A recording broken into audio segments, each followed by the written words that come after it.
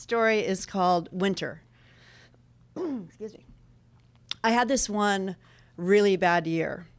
It was actually a really bad season, a winter to be exact. The winter of my discontent is what I ended up calling it.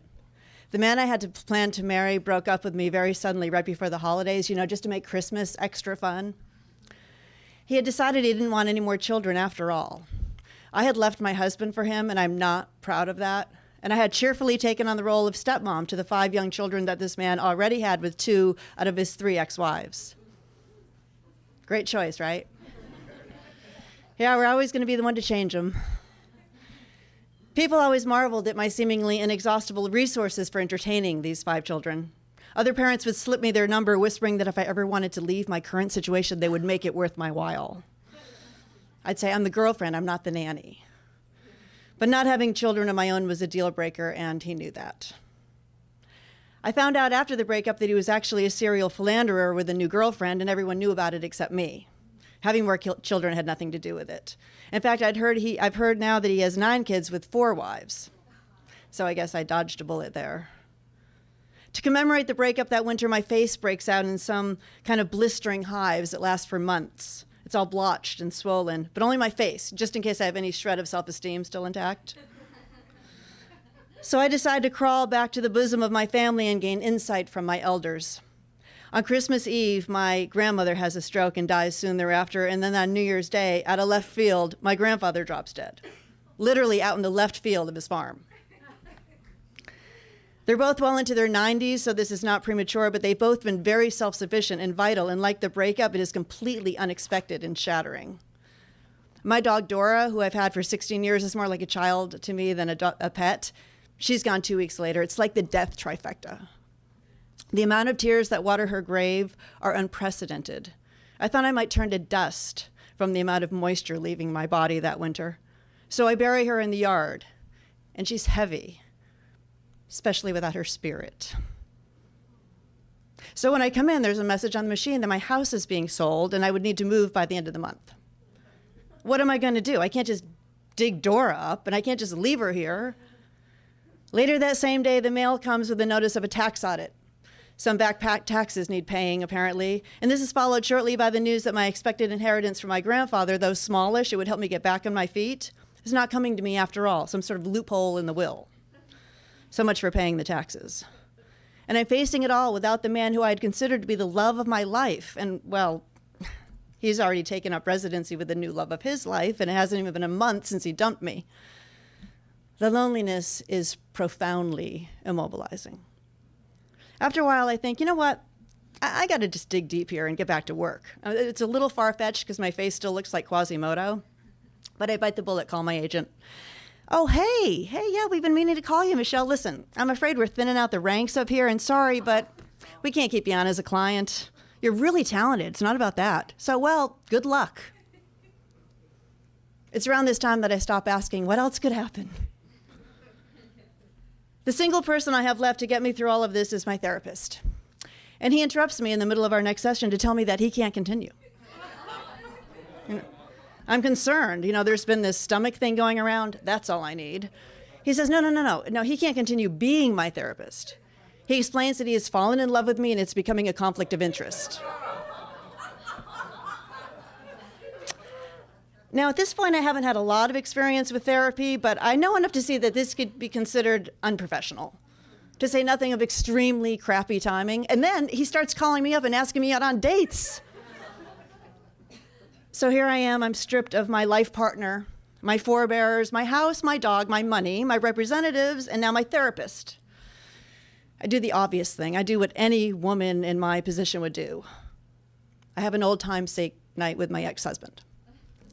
The man who I walked out on almost 5 years before, and he thanks me that night over drinks, telling me that if I hadn't left him, he never would have gotten into therapy and had his heart opened. He admits it must have been very closed when we were married. Yeah, he says, it's changed my life. That's great, I said. That's great. I didn't want to remind him of the years that I spent trying to go into therapy while we were married so I could have been the beneficiary of that opening heart, but what's the point? In fact, back then, he only agreed to go to marriage counseling after I announced that I was leaving him for another man and I had no interest in marriage counseling. That's when he wants to go. But I've since learned that that is not statistically unusual for men.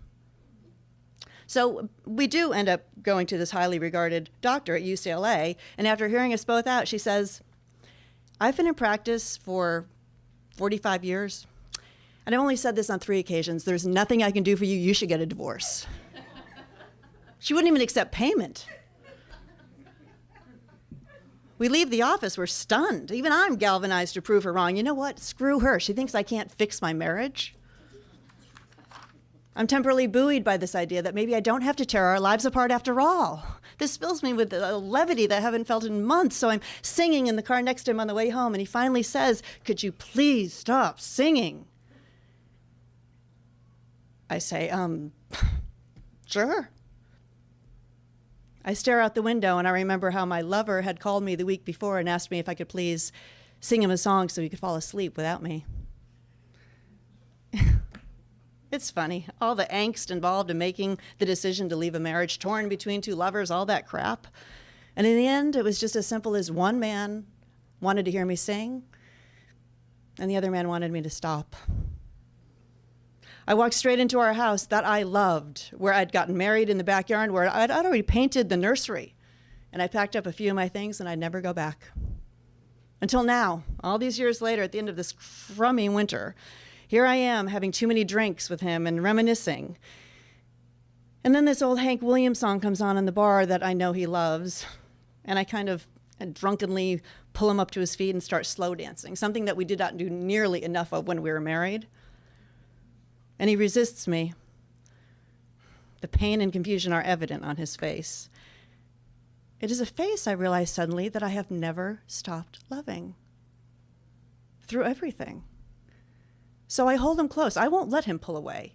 And he finally relaxes, and our bodies fit back into their old frames, and we slow dance. And he comes back to my place, and we make love. And he can't actually open his eyes during the sex, but I'm grateful so he won't see my tears. And I have no need to really finally make him see me even anymore. But I appreciate the intimacy and the familiarity, I guess it is. I mean, he had been the love of my life once, right? I see that this is all part of me trying to move forward through all this staggering grief and loss. And it actually started with him. And just maybe that is what it is for him, too. There's just this one snag. That night, I get pregnant with twins. Yeah. Yeah, and I was on the pill. I do date one guy during the pregnancy. In fact, there was a lot of discussion among my friends what the protocol was and when to tell a guy you're dating that you're pregnant with twins 5 years after your divorce from your ex-husband. Anyway, 9 months later, although I'm single, and I'm scared sometimes, one thing is clear. That stark, dead winter has thawed. Life cycles are complete. Bodies of those that I loved are fertilizing new ground now. Seeds that were planted have grown and blossomed even in my own body. And I finally get to meet these 2 wondrous, identical boys. And it turns out they are the love of my life. No one else has ever even come close. The sun is shining on the day that I'm wheeled out from the hospital after their birth by my ex-husband, who will become a wonderful parenting partner and friend, but we won't get back together. We will each remarry eventually, and his marriage will provide little sisters for our sons and mine big stepbrothers. But that moment, the future is irrelevant. I have a baby on the crook of each of my elbows, and the 3 of us were blinking up into this unfamiliar sunlight. And I'm weeping again, but this time with joy and pride, because I am their mother. And because it is spring. And because I know with more certainty than I have ever known anything, that the best seasons by far are yet to come. Thank you.